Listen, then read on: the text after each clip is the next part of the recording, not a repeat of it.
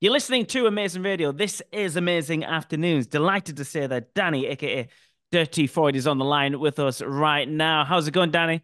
Oh man, it's great. Thank you for having me. Well, first of all, I need to send you an apology, a public apology. We had this scheduled in last week. I was ill. I'm better now, by the way. But yeah, Good, I good. it's I feel bad when I've got to rearrange an interview. It doesn't happen very often, and it happened to you. So, Danny, it's a public apology. That's cool. It's cool. I'm glad you're healthy. Yes, I am healthy now, healthier. So what's happening then? Because you had this EP last year, Yeah, when a couple of EPs went down really well, and that's the first time you became on. I first acknowledged your music, and which is strange because you've been making music for a long time. Our paths should have crossed before now, but yeah, maybe the stuff you're making at the moment, and we can get into that if you want, is the best yeah, stuff you're making, and you're breaking through. You're finding new audiences, and yeah, things are going all right for you, right? yeah. Everything's been pretty sweet. Like, yeah, since the last couple of EPs, Villain of Someone's Story, that was probably like one of our breakout EPs. The fact that like it changed from like just a DJ project and producer project into like a full-fledged band with like Ruby Tingle on vocals, Jono Allen on sax, and Rob Andrews on guitar. So so like yeah, it turned into like a four piece. We played, yeah, we did a little tour of America, which was a little tour. Sorry, I'm playing it down, but yeah, it was good. It was great. We did a like New Colossus was incredible. Did like a DJ tour in like in Canada. That was cool. And then yeah, just coming back. We've just been using that momentum. Um, and and yeah, like we played Sweden. We've just come back from Sweden, Future Echoes. Big shouts to PRS for funding that one. Got to throw that in. Got to throw Yeah, that in. And yeah, like we're just looking forward to like doing like more UK dates. Like we've been desperate to play the Glass House for years, yeah, uh, with numerous name changes. yeah, yeah, But yeah, like so doing our first like headline show at Glass House, like when we've returned from Sweden, was massive for us. yeah. So I mean, things are going good, and all that stuff is good, but it's all about this next chapter. And I was trying to describe someone in the production team here at Amazing Radio this morning, and I was like, I'm interviewing Dirty Freud here this morning, and they're like, "What does it sound like?" And I was like, "Well, that's the hardest thing to do, describe this act. I mean, there's elements of everything in there, isn't there? I mean, you must be an absolute sponge when it comes to music because there's something really British in there about the kind of dubsteppy sound, jazz, electronica. I mean, it's a melting pot, but it's beautiful. oh, thank you. Yeah, like there's definitely elements of like dubstep in there. That's pretty much like what I pretty much like was influenced by First Away. But then like you've got like other acts who like I was massively into as well, like Iron Maiden, Skunk and Nancy. So like we've definitely taken that heavier element, and like with the vocals and the storytelling, it's definitely like cinematic. So like definitely I go down that whole like live electronic like route. So like yeah, it's live electronica. Yeah. So No, it's that's what good. I was thinking as well. When I was listening through the tracks at the end of last week, well, actually, couple of weeks ago, because I knew we were going to speak to each other. I found out I had to listen to the tracks a couple of times just to appreciate some of the things that were in there because there's lots of things going on. Now, as a producer, Danny, is it quite hard? You're obviously very meticulous. But where do you draw the line? When do you say it's done? Because you keep adding interesting things all the time. Yeah, absolutely. Like I think it's great to have like us being like a band vibe now. Like it's good to have like that moment where it's like it's done. It's Right. over. Even when I'm thinking, oh, maybe we could add this, maybe we could add that. It's one of those where like it's good to be able to have other people to tell you to leave it alone. Yeah. And Yeah.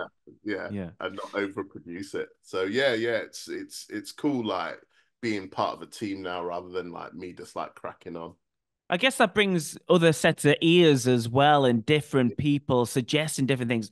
Does that does that bring you on as a musician and as a producer because you're open to these ideas, or do you find it frustrating at times that it's not just your idea, but you're happy to go this direction now? Oh no, it's great. Like as I said, like Ruby, Jono, and like Rob, like I learn loads from them. Like it's not just like I'd say I come up with some ideas, but then like when they add their parts and like suggestions, I think it really adds to adds to the style of the music. And I feel definitely in the past like 2, 3 years, like we've definitely come on because of that, like being open and being able to like talk about things as well, even if it is one of those where it's like, oh, I don't like that idea. You know, it's healthy to be Yeah. able to like be able to talk about that stuff and make the work stronger. Yeah. And speaking of the work, what's the plan in 2024 then? Because you're obviously doing some shows. I noticed you're playing Focus Wales as well, which is a really good alternative I'll festival. wait for that. Yeah, that's gonna be so good. So you're obviously showcasing some new stuff, these things perhaps, and I think you've got a plan for 2024. What can you tell us? What's your aspirations? Aspirations. Yeah, probably like just keep on going. Yeah. Just keep on going. Like things are picking up. So we've got like new work being like created, and at the moment, hence me being late for this chat, like us being in the studio. So like the new work is definitely, I'd say like there's definitely a lot more.